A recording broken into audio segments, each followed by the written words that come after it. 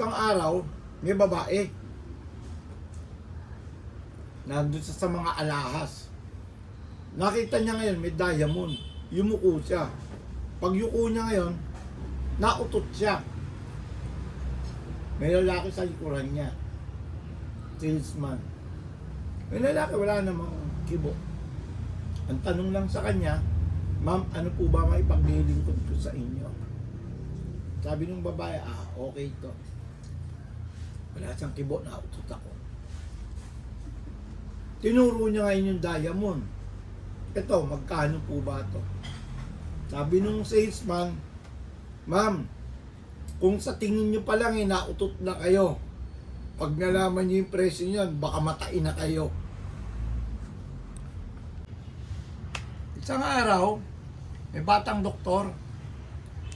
Napunta siya doon sa isang barangay sa isang probinsya para palitan niya yung doktor na matanda na. Magre-retire na kasi. Sabi ng doktor na matanda, tama-tama, iikot ako ngayon sa barangay. So umikot sila sa barangay. Kinatok nila ngayon yung isang pinto. Lumabas yung isang babae.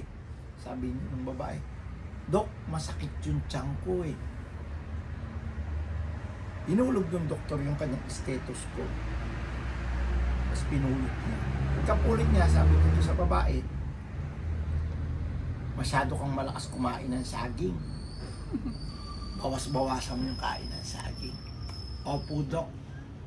Lakad sila uli. Lilipat sila doon sa bahay. Sabi ngayon ng batang doktor, Dok, ang galing mo naman. Paano mo nalaman na malakas siyang kumain ng saging?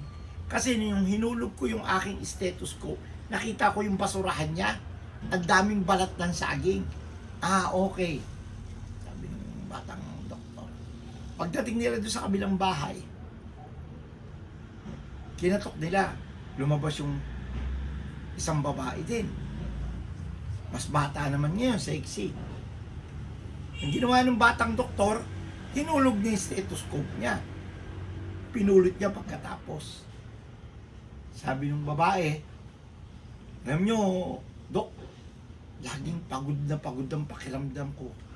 Hindi ko alam kung bakit. Sumagot yung batang doktor. Sabi niya ganun doon sa babae na sexy, ano po, bawas-bawasan nyo punta sa simbahan. Okay po. Tapos sabi ng doktor na matanda, ang galing mo paano mo nalaman? Kasi po, nung yumuko ako, nakita ko yung pare nasa ilalim ng kama ng babae.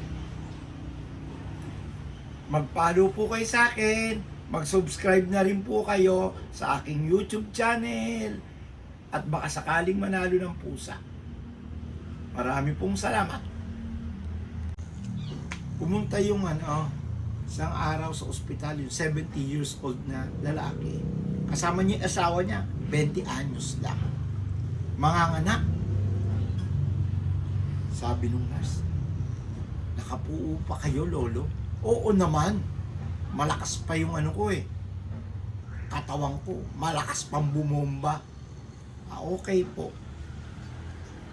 Pagkaraan ng 2 taon, ando na naman yung 72 years old na lolo. Kasama niya yung 22 years old niyang asawa. Lo, bakit po kayo nandito? Manganganak na naman yung misis ko eh. Matindi kayo, lolo Oo, malakas pa akong bumomba.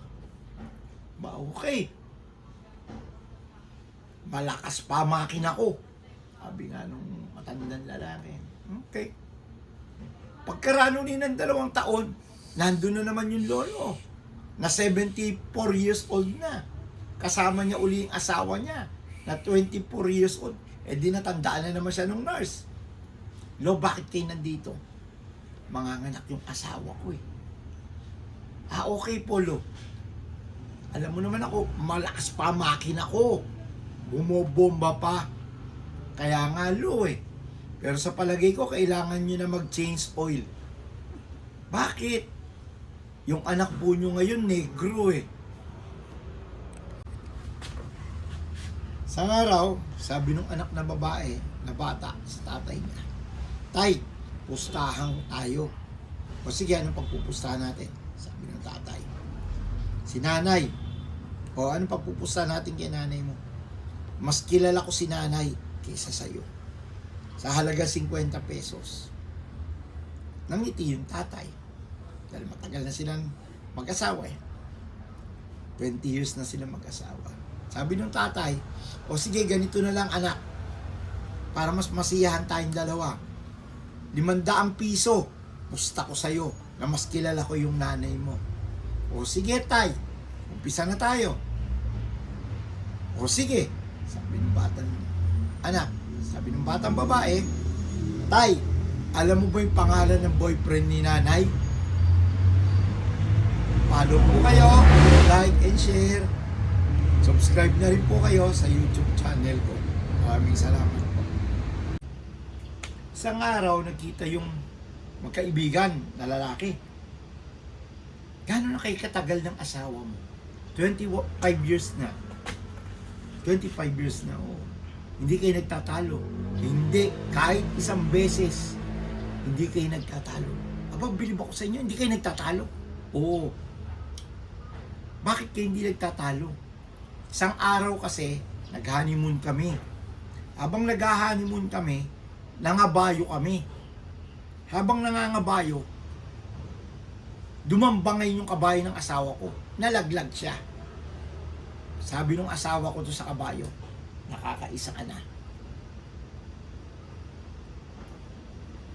Tapos, sumakay uli ang asawa ko to sa kabayo. Nangabayo uli kami.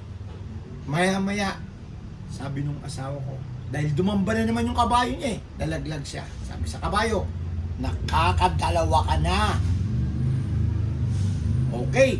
Sumakay uli ang asawa ko, nangabayo uli kami. Tapos dumamba na naman yung kabayo. Nalaglag na naman yung asawa ko. Binunot ng asawa ko yung baril. Binaril ngayon yung kabayo. Patay yung kabayo. Sabi nga, nakatatlo ka na sa akin ah. Sabi nga nung babae. Okay. So isang beses, naglalaba kami ng marumi namin damit. Tapos sabi ko sa asawa ko, o bakit mo nilagay yung damit kagad doon sa washing machine? Sabi nung asawa ko sa akin, nakakaisa ka na. O simula noon, tahimik na yung pag-aasa, yung ano namin, wala kaming argumento kahit isang beses. Paano po? Like and share. YouTube channel ko, subscribe po. Yung Godfather, kumuha ng bookkeeper, bingi.